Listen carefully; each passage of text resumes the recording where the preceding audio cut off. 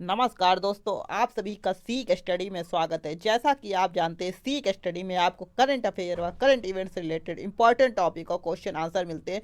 तो आज हम बात करेंगे करंट अफेयर्स की और जानेंगे कि वे कौन से करंट अफेयर्स है जो हमारे आने वाले सभी एग्जाम में यूटिलाइज हो सकते हैं। बात करेंगे उन करंट अफेयर्स की, लेकिन उससे पहले आप चैनल को ज़्यादा से ज़्यादा सब्सक्राइब करना बिल्कुल ना भूलें और साथ ही साथ बेल आइकन पर जरूर क्लिक करें, जिससे कि आपको आने वाली हर एक वीडियो की नोटिफिकेशन मिलती रहे। तो बात करेंगे आज के पहले क्वेश्चन की। ये है हमारा पहला क्वेश्चन, आप देख सकते हैं स्क्रीन पर।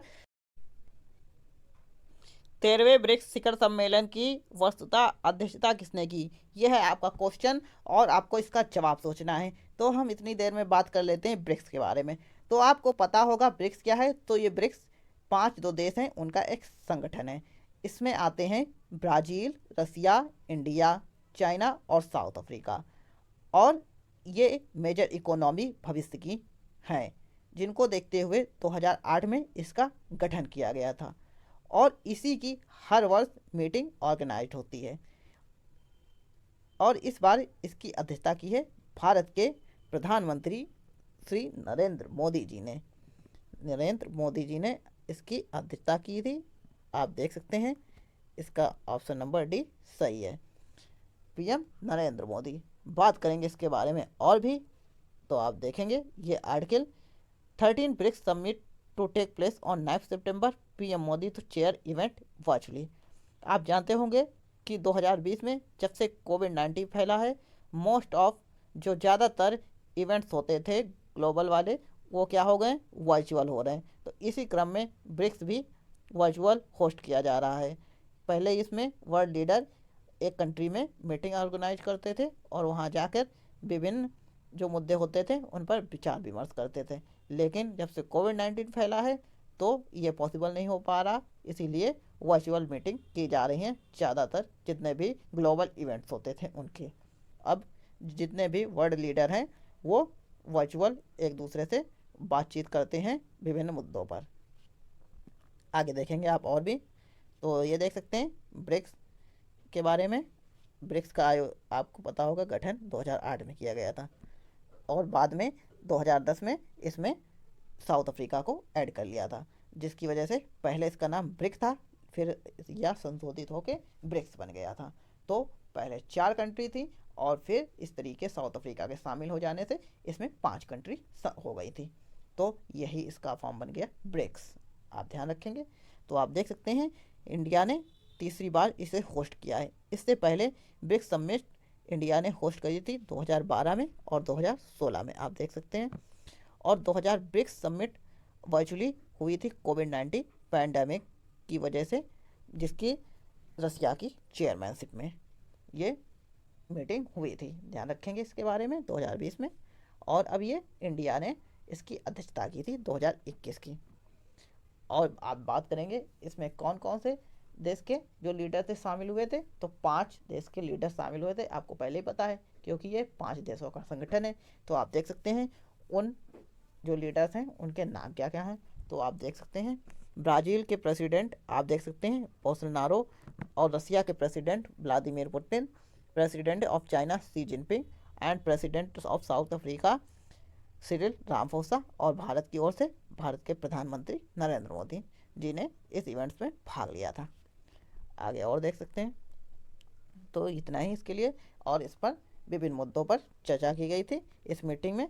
और इसके अतिरिक्त भी कुछ देशों को शामिल किया गया है, लेकिन अभी उन्हें इसका सदस्य नहीं बनाया गया, केवल उन्हें स्वागत के तौर पे आमंत्रित किया गया था इस ब्रिक्स समिट में। आप जानते हैं विभिन्न देशों की जो मीटिंग होती उनमें और भी देशों को स्वागत मेहमान के तरीके बुलाया जाता है, तो उसी के तरीके इनमें भी बुलाया गया था, जिन्हें कि गेस्ट नेशन कहते हैं। अगला क्वेश्चन है कोंगथोंग गांव, जिसे UNWTO सर्वश्रेष्ठ पर्यटन गांव के रूप में नामित किया है, किस राज्य में स्थित है? आपके ऑप्शन ये है, सोचिए और विचार कीजिए। चलिए आपने सोच लिया होगा, अब इसका जवाब देखते हैं। तो इसका सही जवाब है option number D, Meghalaya. Meghalaya इसका सही जवाब है। मेघालय के गांव कोंगथोंग को हाल ही में UNWTO द्वारा सर्वश्रेष्ठ प्रदर्शन के रूप में नामित किया गया है। पर्यटन के लिए नामित किया गया, ध्यान रखेंगे, और ये मेघालय में है। आप देख सकते हैं इसके बारे में ये आर्टिकल, जिसमें कि बताया गया है भारत के 3 जो गांव हैं उन्हें नामित किया गया है UNWTO द्वारा बेस्ट टूरिज्म विलेज के तौर पर। आप देख सकते हैं इनमें से एक नाम है कोंगथोंग विलेज, जो कि मेघालय से संबंधित है। और साथ ही साथ आप देख सकते हैं मध्य प्रदेश का लधपुरा खास विलेज भी शामिल किया गया, और मेघालय का कोंगथोंग विलेज आप देख सकते हैं, और तेलंगाना का पोचमपल्ली, ये विलेज शामिल किए गए हैं बेस्ट टूरिज्म विलेज की कैटेगरी में United Nation World Tourism Organization द्वारा। आप देख सकते हैं। आगे बात करेंगे तो अगला क्वेश्चन है गीता गोविंद और जयदेवा डिवाइन ओडिसी पुस्तक के लेखक कौन है। ये है क्वेश्चन, आपके जवाब हैं ये, सोचिए और विचार कीजिए। चलिए, सोच लिया होगा आपने, अब इसका जवाब देख लेते हैं। तो इसका सही जवाब है ऑप्शन नंबर सी, उत्कल के बनर्जी। जी हाँ, गीता गोविंद जयदेव डिवाइन ओडिसी के लेखक कौन है? उत्पल के बनर्जी इनका नाम है, ध्यान रखेंगे। और इन्हें ही लिखी है गीता गोविंद जयदेव डिवाइन ओडिसी पुस्तक। चलिए बात करते हैं इसके बारे में। तो आप देख सकते हैं इसे यूनियन मिनिस्टर कल्चर जो कि हैं इस समय श्री किशन रेड्डी गंगापुरम द्वारा लॉन्च किया गया था। और इसका टाइटल बुक का है गीता गोविंदा जयदेवा डिवाइन ओडिसी, और इसे लिखा गया है उत्कल के बनर्जी द्वारा। और आप देख सकते हैं यह पहली बार फुल राइम्ड ट्रांसलेशन है, जो कि गीत गोविंद लिखी गई थी 12वीं सेंचुरी में जयदेव द्वारा, उसी का यह एक तरीके से अनुवाद किया गया है। आप जानते होंगे कई सारी पुस्तकों का अनुवाद किया जाता है, जैसे कि पास्ट में कई सारी पुस्तक अलग अलग भाषाओं में अनुवाद किया गया था, उसी तरीके इसका भी अनुवाद किया गया है। और ये लिखी गई है डॉक्टर उत्पल के बनर्जी द्वारा, ध्यान रखेंगे। ये अगला क्वेश्चन है, हिमालय दिवस निम्न में से किस दिन मनाया जाता है? आपके ऑप्शन ये हैं, सोचिए और विचार कीजिए। सोच लिया होगा आपने, अब इसका जवाब देखते हैं इसका क्या जवाब सही हो सकता है। चलिए बात करेंगे इसके बारे में, तो आप देख पाएंगे इसके बारे में। इसका सही जवाब है ये ऑप्शन नंबर बी, 9 सितंबर। 9 सितंबर को हिमालय दिवस मनाया जाता है। और ये क्यों मनाया जाता है? तो हिमालय के संरक्षण के उद्देश्य से मनाया जाता है प्रत्येक वर्ष। और इसकी शुरुआत कब की गई थी भारत में? तो इसकी शुरुआत भारत में की गई थी, इसके बारे में आपको बताया जाएगा इस आर्टिकल में। आप देख सकते हैं ये आर्टिकल है 2014 का, जिसमें बताया गया है उत्तराखंड गवर्नमेंट डिक्लेयर्स 9 सितंबर एस हिमालय दिवस। उस समय के उत्तराखंड के सीएम थे हरीश रावत, उन्होंने इस डे को मनाने के लिए डिक्लेयर किया था, और तब से यह लगातार मनाया जा रहा है। उन्होंने हिमालय का संरक्षण देने के उद्देश्य से इसकी शुरुआत की थी, और इसी के उद्देश्य को देखते हुए ये आज भी लगातार मनाया जा रहा है कि हिमालय का संरक्षण करना जरूरी है। क्योंकि आप जानते हैं कि हिमालय में बहुत सारी जड़ी बूटियाँ भी पाई जाती हैं, और कई तरह के जानवर भी पाए जाते हैं, और कई तरीके के फूल भी पाए जाते हैं जो कि दुर्लभ प्रजाति के हैं। अगर इनका संरक्षण नहीं किया जाता तो ये क्या हो सकते हैं? नष्ट हो सकते हैं। इसी वजह से इनका संरक्षण करना बहुत ज़रूरी हो गया है। इसी को देखते हुए 2014 में इसकी शुरुआत की गई थी। अब ये आर्टिकल दे सकते हैं जो इस समय का है, Himalaya day to be observe on September in Uttarakhand. तो 9 सितंबर को उत्तराखंड में ऑब्जर्व किया गया था, इसे मनाया जाता है। और साथ ही साथ इंडिया में भी उद्देश्य तो संरक्षण उद्देश्य है हिमालय का इसका, इसलिए मनाया जाता है। और आप देख सकते हैं इस बार जो इसे मनाया गया था, इसमें विभिन्न सारे एक्सपर्ट और पॉलिटिकल लीडर ने पार्टिसिपेट किया था, और साथ ही साथ हिमालय को जो होते हैं संरक्षण करने को प्रमोट करने का लक्ष्य रखा था। ये देख सकते हैं कि इसमें क्या है, विभिन्न प्रकार के फ्लोरा और फौना पाए जाते हैं। आपको पता होगा फ्लोरा क्या होते हैं, जो किसी दुर्लभ स्थान पर उगने वाले फूल फ्लोरा, और जो वहाँ की स्पीसीज होती हैं किसी दुर्लभ स्थान की, उनको फौना कहा जाता है। तो आपको पता होगा, तो उन्हीं के बारे में चर्चा की गई है इस आर्टिकल में कि इनको संरक्षित किया जाए। इसी के उद्देश्य से हिमालय दिवस मनाया जाता है। अगला क्वेश्चन है, 2 साल के बच्चों को कोरोना वैक्सीन लगाने वाला दुनिया का पहला देश निम्न में से कौन बन गया है? आपके ऑप्शन ये हैं, सोचिए और विचार कीजिए। चलिए सोच लिया होगा आपने, अब इसका जवाब देखते हैं। तो इसका सही जवाब है, आप देख सकते हैं, इसका सही जवाब होगा ऑप्शन नंबर 1 क्यूबा। क्यूबा हाल ही में 2 साल के बच्चों को कोरोना वैक्सीन लगाने वाला दुनिया का पहला देश या एक साउथ अमेरिकी देश है। आपको पता होगा क्यूबा साउथ अमेरिका में स्थित एक देश है।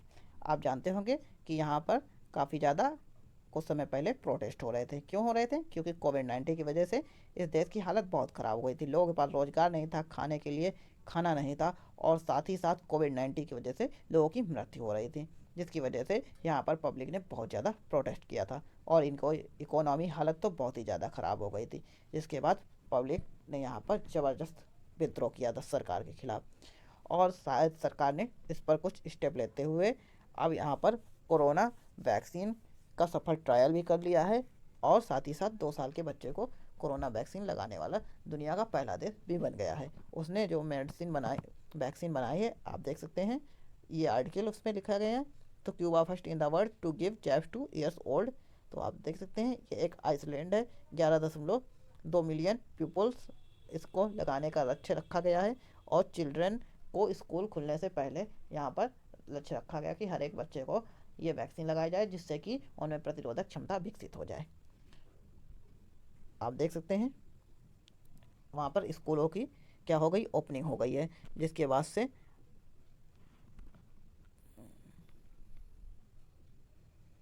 एक है अब्डाला और दूसरी है सोबराना, ये वैक्सीन लगाई जाएंगी, और इन पर वर्क किया जा रहा है क्यूबियन गवर्नमेंट द्वारा।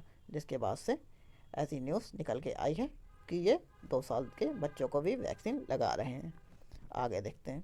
तो अगला क्वेश्चन है, निम्न में से किस बॉलर ने कपिल देव के रिकॉर्ड को तोड़कर 24 टेस्ट में 100 विकेट लगाने का रिकॉर्ड बनाया है? ऐसा करने वाले वे अब पहले भारतीय बॉलर बन गए हैं। चलिए इसका जवाब देखते हैं। तो इसका सही जवाब है option number D, Jasprit Bumrah. जी हाँ फ्रेंड, आप जानते होंगे जसप्रीत बुमराह भारतीय टीम के वर्तमान समय के बहुत ही अच्छे फास्ट बॉलर हैं।